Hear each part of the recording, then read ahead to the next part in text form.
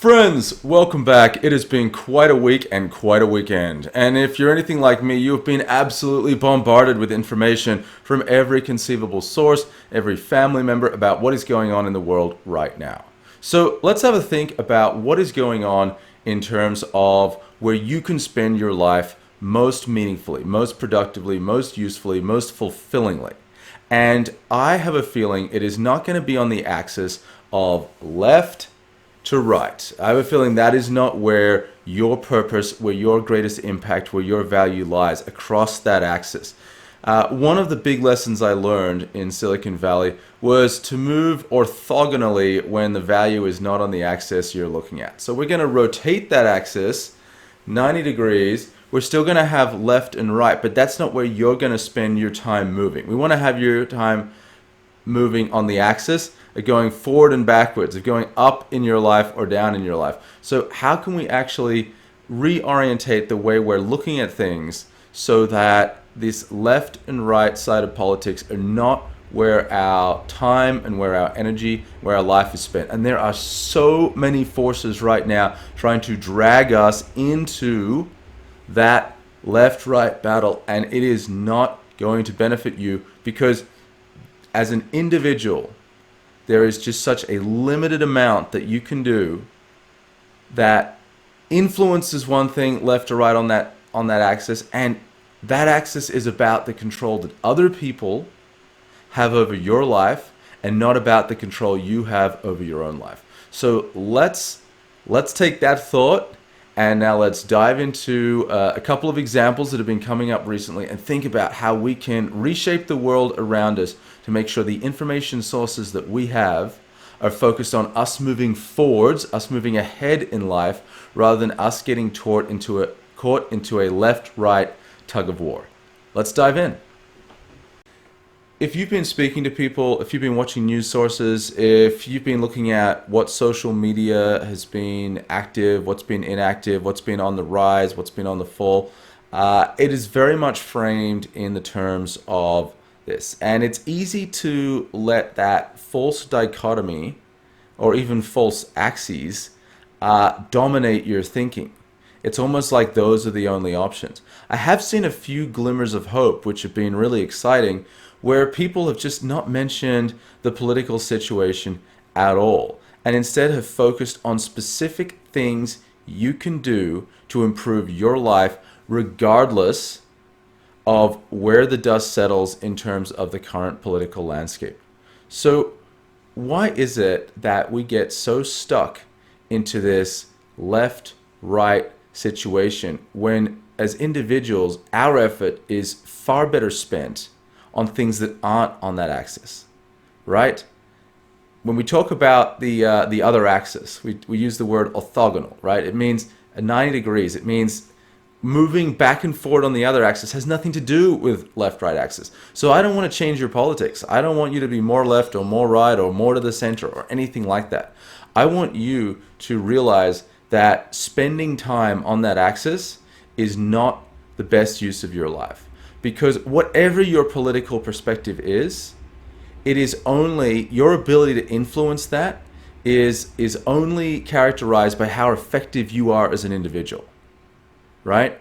You could have any political perspective at all, but without considerable influence, without considerable power, you're just another voice screaming in the masses, communicating online, whatever it is you're doing. You're not actually shifting anything in any particular direction at all. And the strongest act that you could possibly take is likely to be extremely dangerous to you and have you cut off from the rest of society, if that's the only axis that you care about. So let's not spend our time focused on that axis. You've already got your position there, and this isn't a political education channel. This is a place for you to increase your effectiveness, to increase your productivity, to increase your ability to actually achieve your life goals, and that's what we want to focus on today. So let's take a look at a comment by Mozilla, by the people who make Firefox. Let's have a look what they've had to say about all this. We need more than deplatforming. This is from Mitchell Baker, who's the head of Mozilla and of Firefox, really. All right. There's no question that social media played a role in the siege and takeover of the U.S. Capitol on January 6. Since then, there has been a significant focus on the deplatforming of President Donald Trump.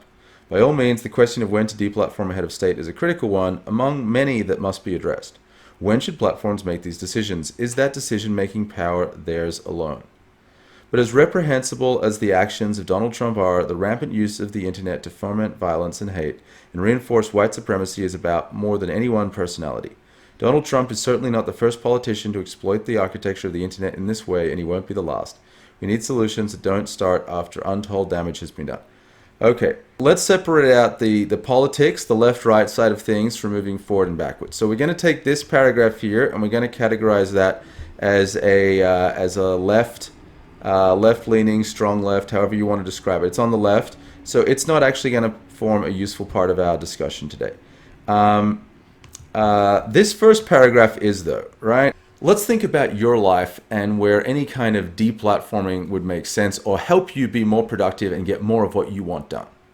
I would wager that if you take all of the political thought across the spectrum in your life and you reduce the intensity, you dialed it from an 11 back to about a 2, that is going to improve your ability to think. We don't want to be living in a vacuum. We don't want to be isolated from political news and knowledge, but the quantity that we're currently receiving, the quantity that's being incentivized to come towards us is not in our best interests as individuals.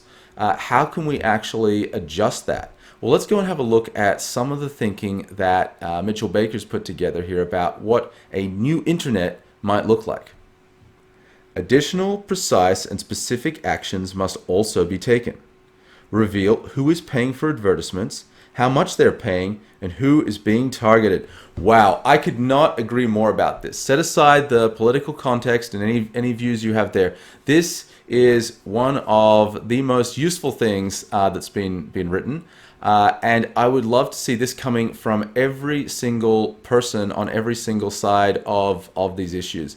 This is where our time is being wasted. Our time is being wasted because advertisers are dominating what is coming to us, and they're dominating what is coming to us for 40 cents an hour. They are not paying a lot for our time.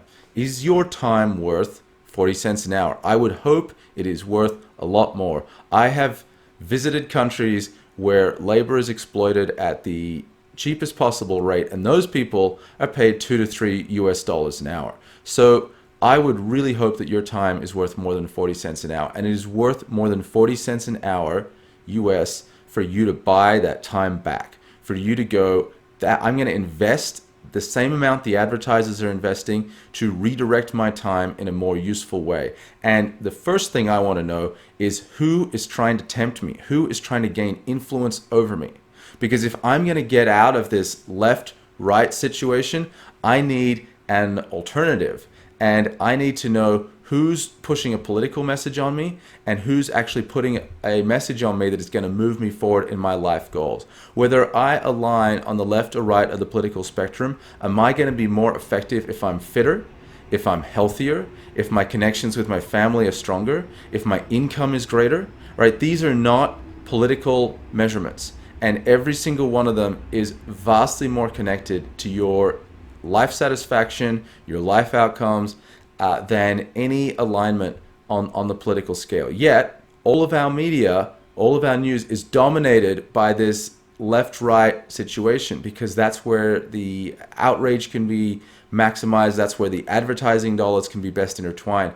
And when I encourage you to get angry about a political topic and then buy some junk food, right, that's the maximum profit center for me as a social media organization and an advertiser. All right. But when I encourage you to, read some philosophy and work out, where's my profit, right? Where's my profit on that kind of thing? It's not happening anymore. And this is where you as an individual are really coming in, last in terms of the agenda of these organizations. So yeah, I want to see that data come to you, not because I want someone else telling you what's happening, but because I want you individually informed about who is trying to persuade you, influence you, tempt you, so you can start to deconstruct and remove yourself from the hooks that they're putting into your thinking.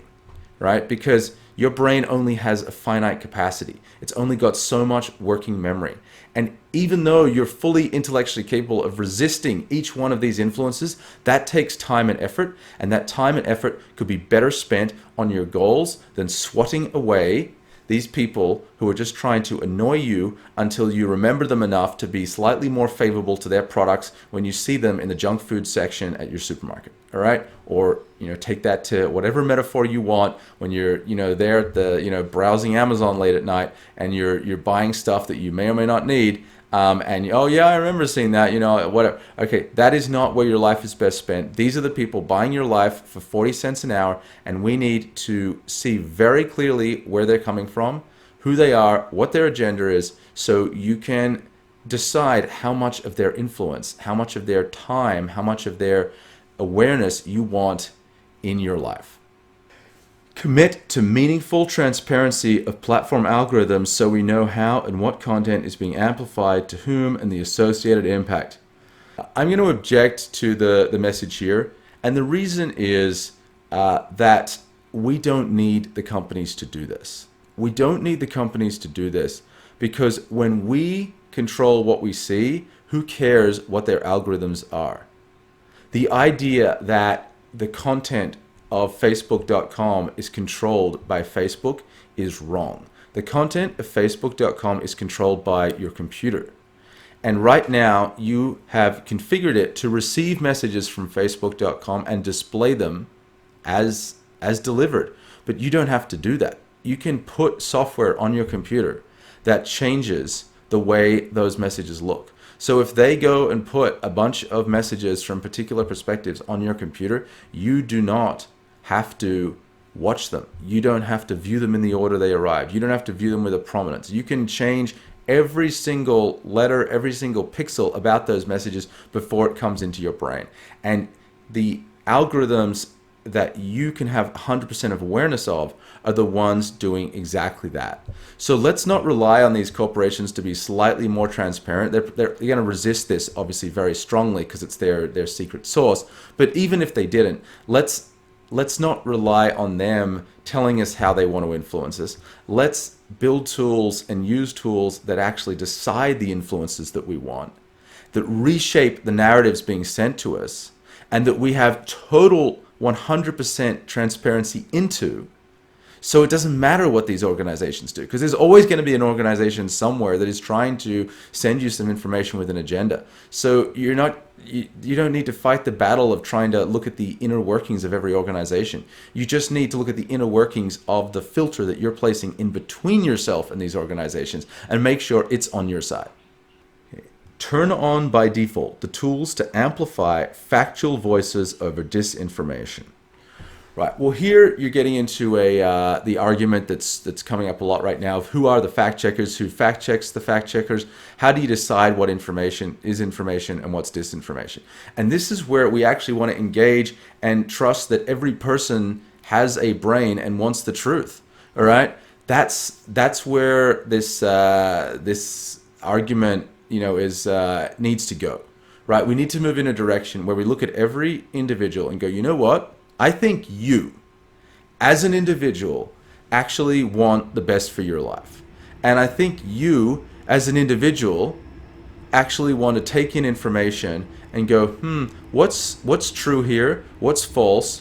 What's someone trying to spin me a yarn for their benefit? And what's someone who's actually, trying to do things that are for my benefit? What is actually going on here, right? That's what your brain is. And if your brain is not that, then what's the point, right? So how can we empower you to have the kind of information, to have the kind of filters so that you can put the most useful parts of your brain to work and not have them bombarded and distracted with bright lights and noises to the point where, yes, you still have your reasoning, but it is so overburdened and so distracted by all this garbage that it's not able to function at its fullest. So let's give you tools to accelerate the functioning of your mind rather than systems that try to wear it down for someone else's agenda. That's really what the issue is here. We don't need external arbiters of truth and disinformation. We need your brain doing its absolutely awesome job at solving exactly that on a daily basis, just unencumbered with all the other junk. Work with independent researchers to facilitate in-depth studies of the platform's impact on people and our societies and what we can do to improve things. Yeah, absolutely. Let's do that. Let's have as many people as we can come together to study the way these platforms work and come up with better alternatives that we can implement whether these platforms like it or not. Wonderful.